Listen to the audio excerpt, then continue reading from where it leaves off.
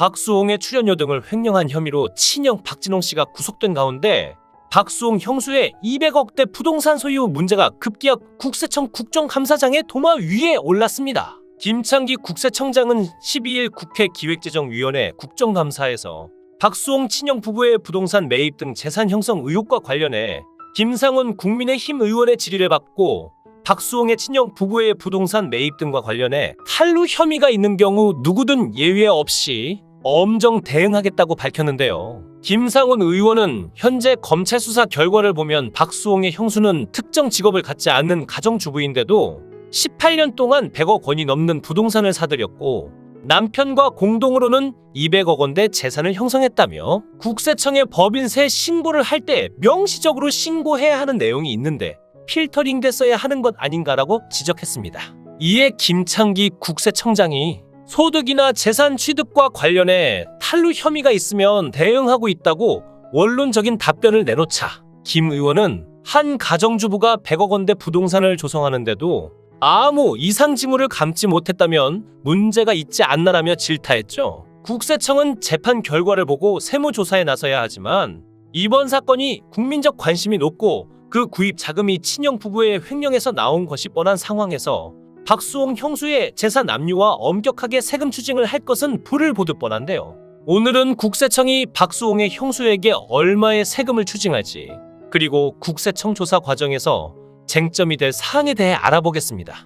검찰은 특정 경제범죄 가중처벌법상 횡령 혐의를 받는 박수홍의 친형을 구속 송치했으며 박수홍의 형수는 불구속 기소한 상태인데요. 먼저 박진홍 씨의 아내인 형수 이모 씨가 박수홍 명의의 개인 통장에서 매일 800만 원씩 인출한 사실이 알려져 논란이 되고 있죠. 박수홍의 통장이라 하더라도 법인의 돈이라면 당연하게 세무적으로 아주 큰 문제가 되며 적격 증빙 없이 현금 인출한 금액은 대표자가 전부 가져간 것으로 보아 급여로 처리되고 많은 세금이 추징되는데 과연 왜 이런 무식한 방법을 사용했을까라는 의문이 드는데요. 박진홍 씨는 회계와 세무를 틈틈이 공부했지만 형수가 아무것도 모르고 무단 인출한 것이 아닌가 보여지는데요. 이런 식의 무단 자금 인출은 법인 결산 시 가지급금으로 처리되어 차후 세금 문제가 크게 발생하며 지금까지 그냥 넘어갔다고 하더라도 국세청에서 조사가 들어간 이상 자금을 가져간 만큼 세금으로 전부 토해내야 하죠. 흔히 이런 무단 인출은 아주 바보들이나 하거나 자신의 법인이 아닌 바지 사장을 내세워 법인 자금을 다 빼내고 법인을 날려버리는 경우 흔히 사용하는 경우라고 합니다. 박진홍과 형수는 이렇게 빼돌린 자금 약 200억 원을 가지고 아파트 3채와 마곡지구 등의 상가 7, 8채를 보유 중이며 월세 수익만 4천만 원 이상으로 전해졌는데요. 발표된 고소 내용으로 국세청은 박수홍 씨 형이 보유한 부동산에 대해 상당한 의문점을 가지고 있다는 점을 비추어 볼 때 부동산 취득자금 출처 조사가 이루어지면 부부가 보유한 부동산에 대한 취득자금을 어떻게 마련되었는지 명확하게 밝혀야 하며 횡령으로 나온 자금인지 불법으로 법인 자금을 인출한 것인지 아니면 박수홍 씨 개인 통장에서 무단 인출하여 취득한 내용인지가 확실하게 소명될 것입니다. 법인 자금을 무단 인출하고 사업과 관련 없이 법인 카드를 마구 사용한 경우 세금 추징뿐만 아니라 횡령으로 검찰의 가중처벌이 이루어질 텐데요.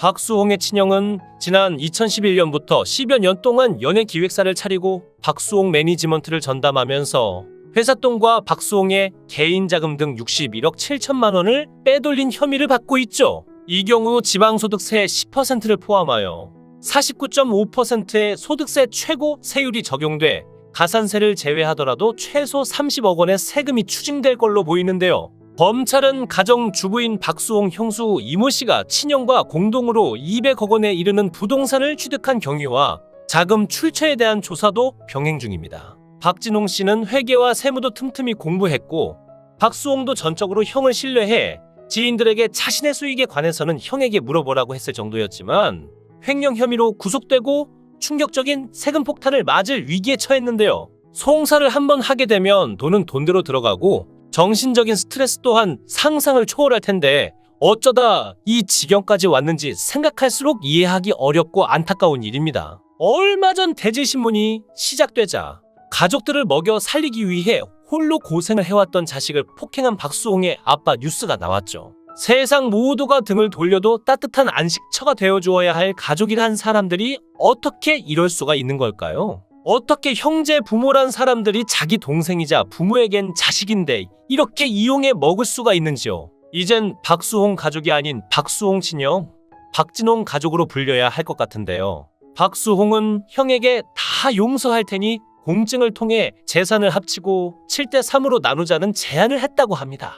박수홍이 7형이 3의 비율을 가지면 더 이상 문제 삼지 않겠다고 제안했지만 합의가 결렬됐죠. 7대3으로 나누면 최소 60억 원 이상은 친형 부부가 가져갈 수 있는데요. 하지만 박수홍의 친형은 60억을 거부하고 약 200억을 지키는 것을 선택했습니다.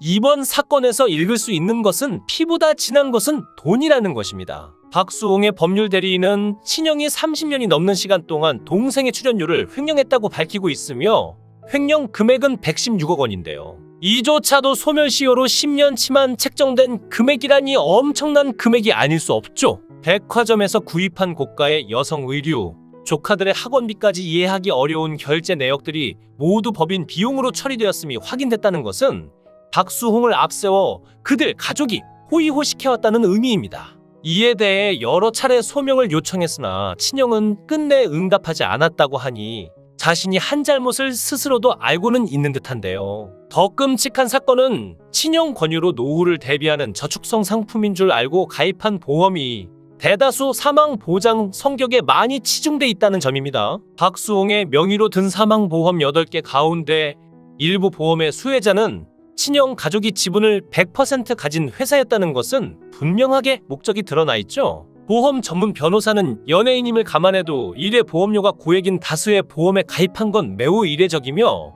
박수홍 본인이 아닌 법인의 이름으로 계약된 마음대로 해지할 수 없는 점도 의무를 더하는 지짐이라고 꼬집었는데요.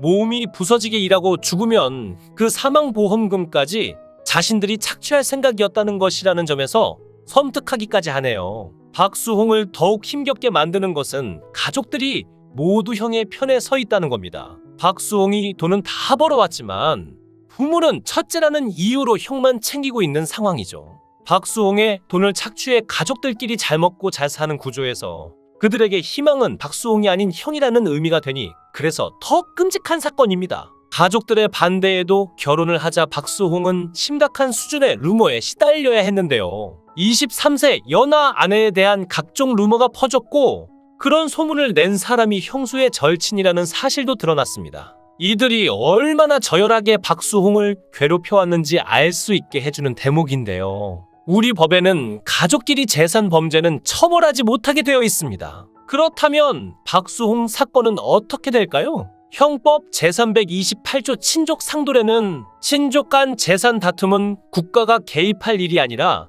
가족 구성원이 해결할 문제라는 취지로 처벌을 면제하는 형법의 특례 조항이죠. 가족끼리 법정에 서지 말고 말로 해결하라는 취지이지만 이게 곧 살인을 부르기도 한다는 점에서 보완도 필요해 보입니다.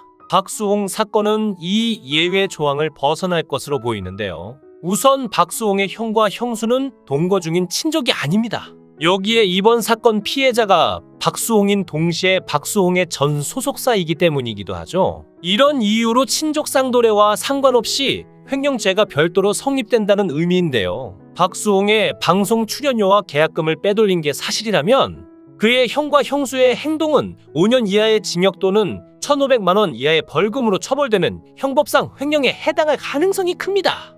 횡령죄는 타인의 재물을 복원하는 자가 그 재물의 반환을 거부하면 성립하는데요. 여기에 횡령 금액이 워낙 커서 이게 모두 드러난다면 형량은 더욱 커질 수밖에 없겠죠. 마지막 순간까지 어머니가 충격받을 것을 걱정해 법정 다툼을 피하려 노력했던 박수홍이지만 그런 아들을 어머니는 버렸습니다. 형의 만행이 밝혀지면서 암묵적으로 동조한 박수홍의 어머니에게도 비난의 화살이 돌아갔는데 부모님 욕은 하지 말아달라는 그의 바람에도 불구하고 비판 여론들이 나오기 시작했습니다. 게다가 사건이 터진 후 그동안 그의 부모가 박수홍에게 했던 행동들이 재조명되면서 지인숙 여사의 과거 인터뷰가 재조명되었죠. 그녀는 자식의 결혼을 반대했지만 이를 후회하지 않는다고 전했는데요.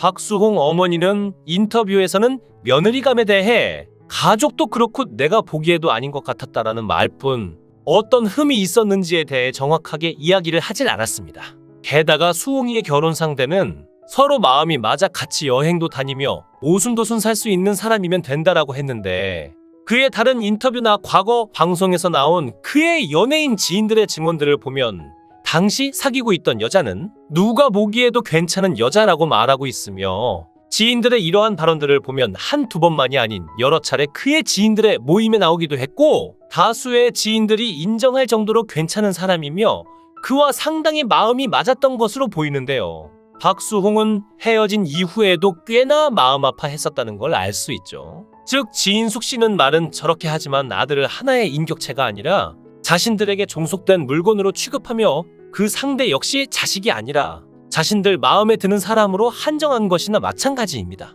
뿐만 아니라 박수홍의 아버지는 박수홍이 형과 갈등을 빚자 망치를 들고 그의 집을 찾아갔다는 소식이 들려왔죠. 이는 친형과의 갈등을 두고 가족들이 친형의 입장에 섰다는 의미로 보이는데요. 박수홍은 물질적 손해만이 아니라 억울한 누명을 쓴 채 침묵 속에 고통을 견뎌내야 하는 시간들이었습니다. 진실을 밝히기 위해 얼마나 오랜 시간 고통을 견뎌야 했을지 상상도 못할 정도입니다. 박수홍도 이 정도니 일반인들은 이런 공격을 받으면 상상도 못할 상황에 빠질 수밖에 없을 겁니다. 어떤 결과가 나올지 모르지만 박수홍 가족은 돌아갈 수 없는 강을 건넌 상태입니다. 그의 부모까지 박수홍이 아닌 형의 편에 섰다는 점도 씁쓸합니다. 결혼에 행복한 삶을 시작한 박수홍이 보다 행복해지기 위해서는 제대로 된 심판이 이어져야 할 겁니다. 아무리 친족이라고 해도 이 정도면 가족의 연을 끊고 결혼한 아내와 진짜 가족을 만드는 것이 최선일 겁니다. 장윤정 사례를 생각해보면 박수홍도 다시 환하게 웃으며 행복한 삶을 살 수 있을 겁니다. 영상을 끝까지 시청해주시고 귀한 시간 내주셔서 대단히 감사합니다. 구독, 좋아요 꼭 부탁드립니다. 더 좋은 영상으로 보답하겠습니다. 거원행